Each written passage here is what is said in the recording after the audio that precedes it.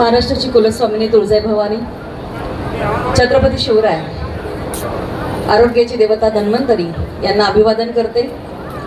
स्वर्गीय गंगारामजी पिराजी चरकुलवार यांच्या विनम्र स्मृतींना अभिवादन करून त्यांच्या स्मृतीनिमित्त पुण्यस्मरणानिमित्त आयोजित या आरोग्य शिबिराला मंचावर उपस्थित सर्व सन्माननीय अतिथींची त्यांच्या मानाप्रमाणे पदाप्रमाणे दखल घेते. त्यांना अभिवादन करते. नाव याच्यासाठी घेतलं आहे की प्रत्येकाचं नाव या ठिकाणी घेतलं गेलेलं आहे आणि माझ्यापेक्षा जास्त या ठिकाणी तुम्हाला सगळ्यांना ओळखणारी मंडळी आहे आणि वेळ खूप झालेला आहे.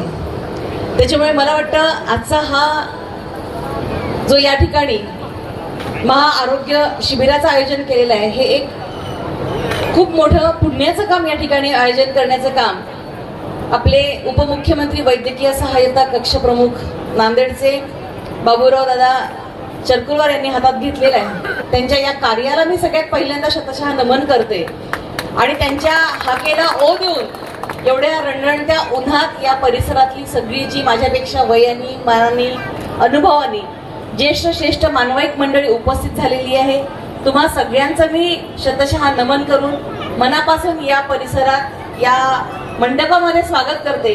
कारण एवढ्या रणरणत्या उन्हात तुम्ही सगळेजण आलात. तुमची सेवा करायची संधी ज्या सगळ्या डॉक्टर मंडळींना दिली त्या सगळ्या डॉक्टरांचं सुद्धा मी या ठिकाणी आमच्या या वैद्यकीय सहाय्यता कक्षाच्या तर्फे आणि आमचे बाबूराव दादा यांच्यातर्फे मी मनापासून स्वागत करते.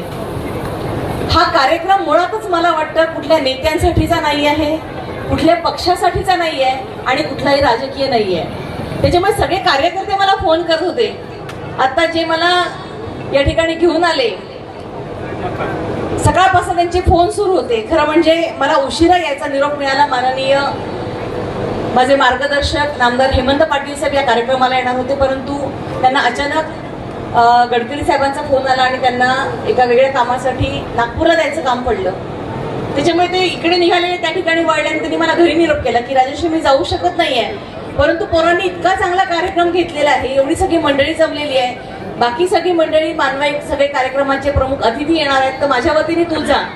त्याच्यामुळे मी सगळ्यात पहिल्यांदा त्यांच्या वतीने मनापासून माफी मागते की ते येऊ शकले नाही आणि त्यांच्या वतीने सगळ्यांना शुभेच्छाही देते की उपस्थित सगळ्यांना उत्तम आरोग्य मिळावं, उत्तम आयुष्य तुम्हाला सगळ्यांना मिळावं. परंतु त्यामुळे मला उशिरा निरोप मिळाला आणि मी उशिरा आली त्यासाठी मी मनापासून माफीही मागते. हा कार्यक्रम मी जे सांगितलं की कुठलाही राजकीय अजेंडा ठेवून किंवा कुठलाही राजकीय दृष्टिकोन मनात ठेवून हा कार्यक्रम झालेलाच नाहीये. त्याच्यामुळे ज्या सगळेजण मला फोन करते ताई आम्ही कार्यक्रम थांबवतोय, तुम्ही या कार्यक्रमाचं उद्घाटन राहिलंय, तेव्हा मी त्यांना सगळ्यांना सांगितलं की दादा या आरोग्य शिबिरामध्ये जेव्हा डॉक्टर पहिल्या आलेल्या पेशंटच्या हृदयावरती त्यांचा स्टेथोस्कोप ठेवतील, स्टेथोस्कोप म्हणजे ते कानात घालतात आणि तुमच्या हृदयावर ठेवतात की तपासताना, तो ठेवलेला स्टेथोस्कोप ठेवला की समजायचं तुमच्या शिबिराचं उद्घाटन झालं. कारण हा कार्यक्रम नेत्यांसाठी नाहीये, हा कार्यक्रम पक्षासाठी नाहीये. तुम्ही या परिसरातील सगळ्या मायमाऊल्यांना, या परिसरातील माणसांना आरोग्याची सुविधा मिळावी, ज्यांना दवाखान्यापर्यंत जाणं शक्य होत नाही, ज्यांच्या प्राथमिक उपचार, प्राथमिक सुविधा, प्राथमिक तपासण्या झाल्या पाहिजे या उद्देशाने ठेवल्या, त्या या सगळ्या लोकांसाठीचा हा कार्यक्रम आहे. त्याच्यामुळे त्यांची तपासणी होणं, त्यांना सेवा मिळणं हे सगळ्यात जास्त गरजेचं आहे. प्रचंड ऊन आहे, उन्हात कोणत्याही नेत्यासाठी हा कार्यक्रम थांबवू नका. त्याच्यामुळे मी तुमच्यासाठी मनापासून कौतुक करते. तुम्ही सगळेजण थांबलात. या ठिकाणी तुम्हाला उत्तमोत्तम सेवा देणाऱ्या सगळ्या वैद्यकीय अधिकाऱ्यांचं कौतुक करते.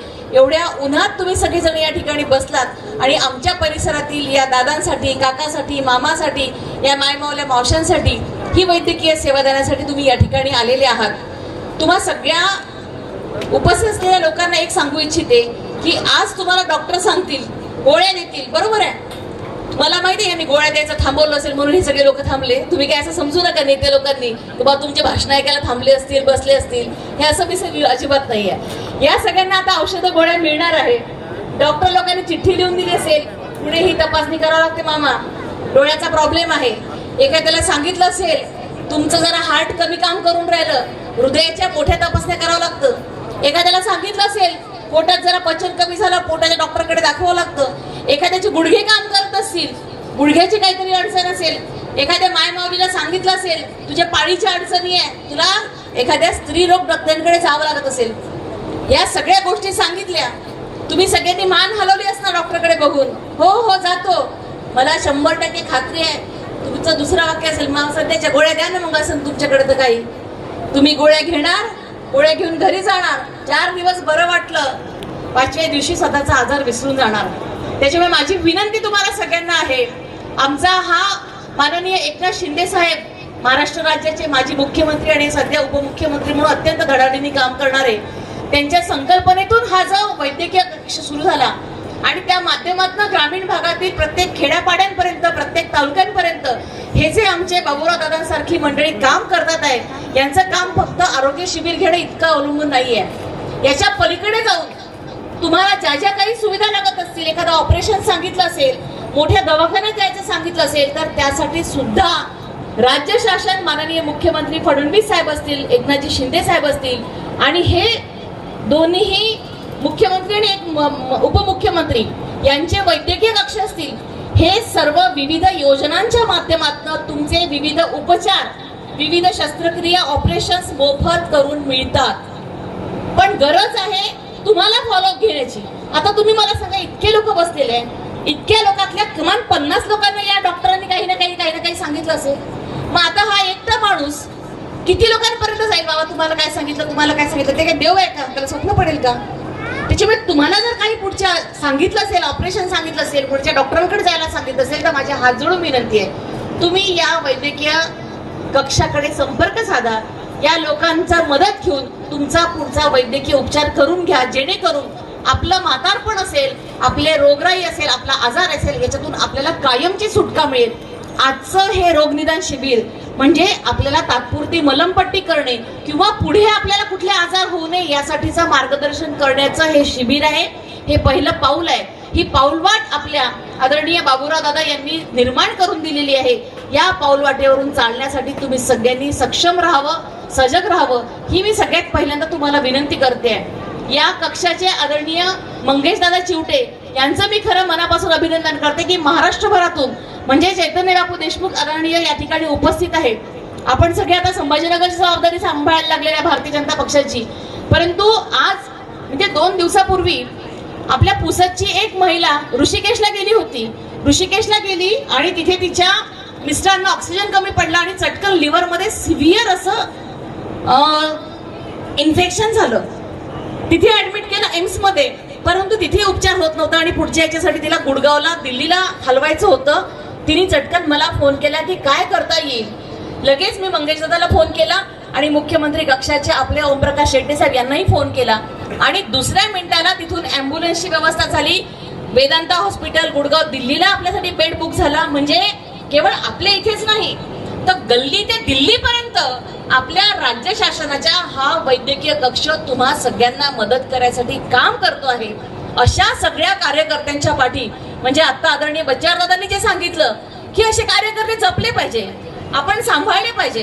आदरणीय भिलवंडे दादांनी या ठिकाणी सांगितलं की आपण अशा पद्धतीने गावकुसात काम करत असताना आपण कापसी या ठिकाणचं उदाहरण दिलं की आजूबाजूच्या तिन्ही सर्कलच्या लोकांची आपण सेवा करता, त्यांना मदत करता. तर ही राजकीय मंडळी जेव्हा काम करत असतात, ही कार्यकर्ती मंडळी जेव्हा तुमच्यासाठी झटत असतात, तेव्हा यांना ऊर्जा देणं, त्यांना आशीर्वाद देणं, अशा माणसांना जपणं हे सुद्धा एक लोक म्हणून, जनता म्हणून आपलं सगळ्यांचं काम असतं. त्याच्यामुळे आज खरं जास्त भाषण करत नाही, परंतु तुम्ही सगळ्यांनी आपलं आरोग्य जपावं. या वैद्यकीय मदत कक्षाचा आपल्याला जास्तीत जास्त कसा उपयोग करून घेता येईल. माननीय हेमंत पाटील साहेब खासदार असताना, आता आमदार असताना सुद्धा जवळपास 3 कोटी रुपयांचे ऑपरेशन्स आपण वेगवेगळे, म्हणजे एकाचं तर किडनी ट्रान्सप्लांटला 30 लाखापर्यंत आपण या वैद्यकीय कक्षाची मदत करून दिली होती. PM केअर फंडची पंतप्रधान तेव्हा खासदार असल्यामुळे आपण तिथूनही मदत मिळवून दिली. परंतु या खासदारांकडे, आमदारांकडे ते अधिकार असतात, त्यांचे साधे रेफरन्सचे पत्र मिळाले आणि आता तर दवाखान्याला डायरेक्ट करून दिले. तुम्हाला कोणाकडे जायची गरज नाही. ज्या हॉस्पिटल्स धर्मदाय आयुक्ताच्या लिस्टमध्ये असतात, थोडासा वेळ घेते, परंतु हे ग्रामीण भागातील लोकांना माहीत असणं खूप गरजेचं आहे की तुम्ही जर नांदेडमध्ये एखाद्या दवाखान्यात ट्रीटमेंट घ्यायला जात असता तर तो दवाखाना त्या धर्मदायच्या लिस्टमध्ये आहे का हे जर आपण तपासलं, बरोबर तुम्ही सांगू शकता सगळ्या लोकांना की त्या जर लिस्टमध्ये आपण तपासलं, त्या लिस्टमध्ये जर त्या दवाखान्याचं नाव असेल तर तिथे तुम्हाला अनेक ऑपरेशन्स, बऱ्यापैकी मॅक्झिमम जास्तीत जास्त, काही ऑपरेशन्स असतात की जे होऊ शकत नाही, परंतु अनेक ऑपरेशन्स हे मोफत होतात. त्या लिस्टमध्ये नाव असेल तर तिथे फक्त नोंदणी करायची असते. तुमच्या भागातल्या एखाद्या आमदारांचं खासदारांचं रेफरन्सचं पत्र असेल तर अजून चांगलं. त्याशिवाय आता सगळी डायरेक्ट, मला वाटतं माननीय फडणवीस साहेबांनी इथं ऑनलाईन केलेली आहे सगळी प्रोसेस. त्याच्यामुळे तुम्हाला अजून सोपं होतं. डायरेक्ट तुमचे उपचाराचे पैसे त्या दवाखान्याच्या खात्यात येऊन पडतात. याची अधिकाधिक शास्त्रोक्त माहिती काय आहे, जी लिगली माहिती काय आहे, की तुम्ही सगळी तुमच्या जनतेपर्यंत पोहोचून त्यांना या संदर्भात अधिक सजग करावं, अशी ही विनंती या निमित्ताने मी तुम्हाला सगळ्यांना करते.